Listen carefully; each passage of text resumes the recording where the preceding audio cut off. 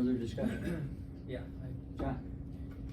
Well, I don't quite know where to start, but first of all, the word pornography here in the language of this particular resolution is extremely broad. Yes, it may have changed over the years, but typically the definition of pornography is culturally relative to a particular community. I mean, I think that's the language in the Miller versus California Supreme Court case, 1973.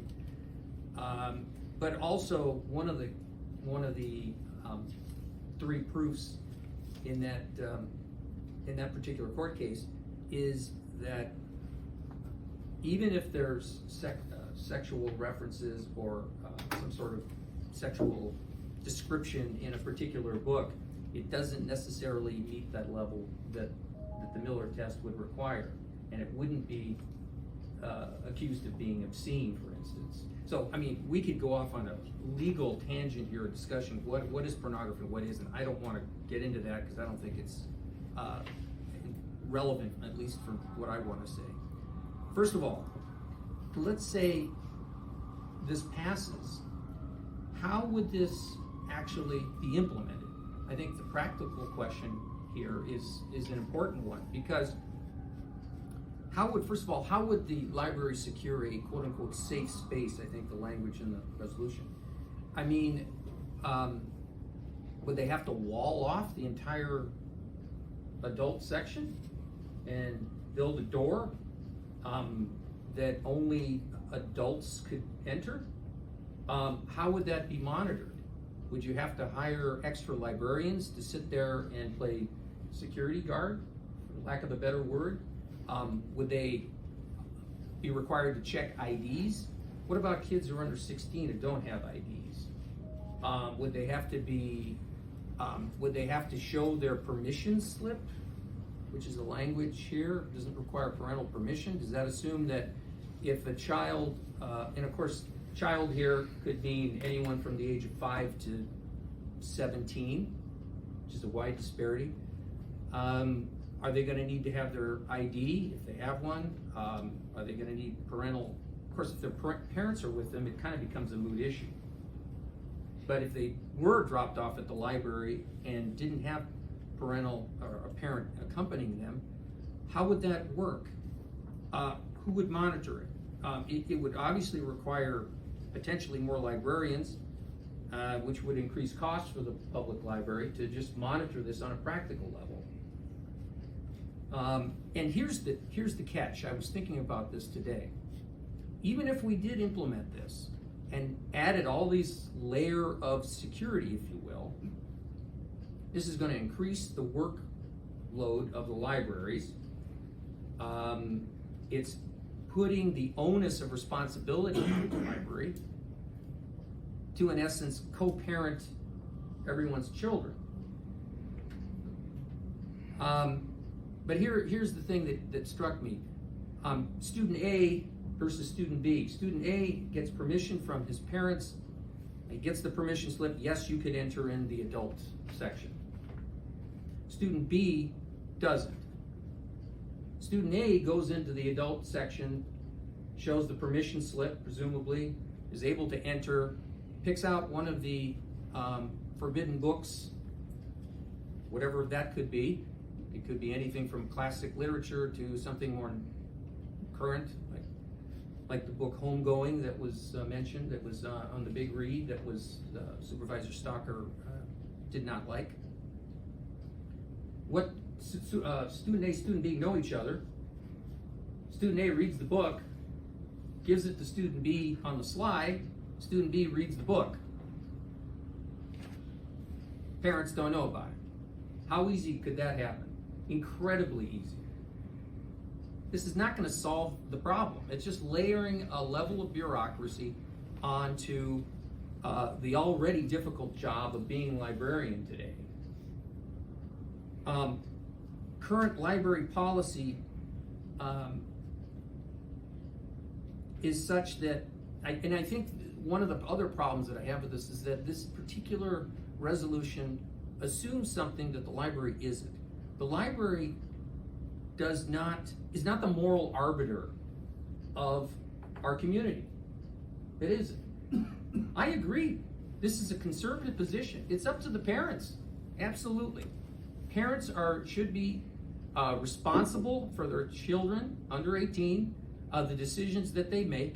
If you forbid your child to read a particular book or books, totally agree. Call the library, have them flag certain books that your parents don't want you to read, and you can't check those books out. Now, I think what's being asked here is literally, I don't think it's a question of checking them out. I think what this resolution is asking is to literally have a secure section in the library where it's walled off or somehow locked door that you can only go into, and you'd have to prove that you're an adult or have a permission slip. I think that's what's being asked here. But ultimately, when it comes down to it, this is, the library doesn't condone literature, it provides literature. It's up to the parents to determine whether their child should check out or even peruse in an adult section. The other issue I have too is what's adult literature? It's assumed, I think, sexually related material. But what about the issue with the book Homegoing? I think the irony is, by passing this and putting so much emphasis on this, you're going to make these books even more popular. And in fact, that book in particular, I had no idea that it even existed until Supervisor Stalker brought it up last year.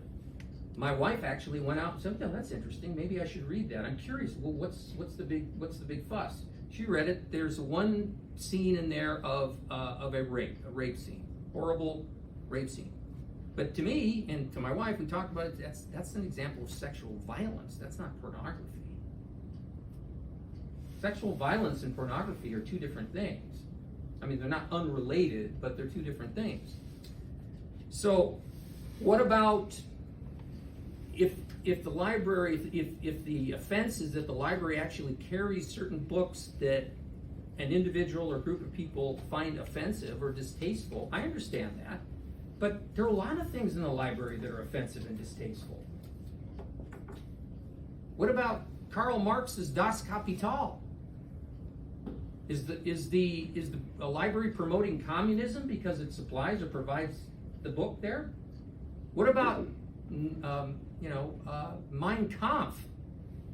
Is the library promoting fascism because a student can get it?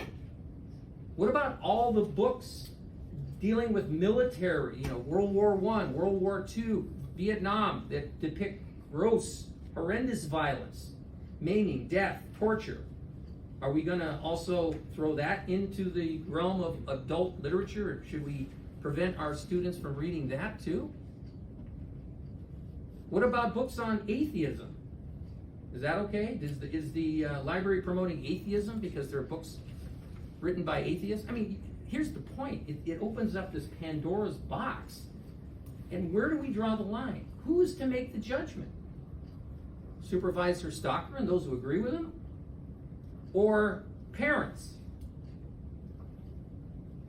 I don't know about you, but it seems to me that it's up to the parents to decide whether their child can read book A or book B.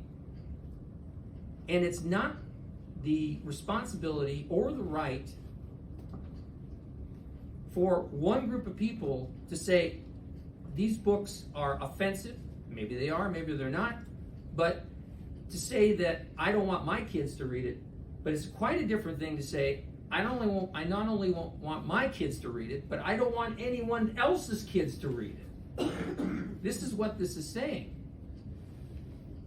And so, I mean, I could go on. I have all sorts of things that problems I have with this, but I'll stop there, and maybe something else will occur to me. But I understand the point here, but pragmatically, how this would be implemented is, to me, very difficult, very problematic. I think it creates more problems than it solves. I think it misunderstands the entire purpose of a library.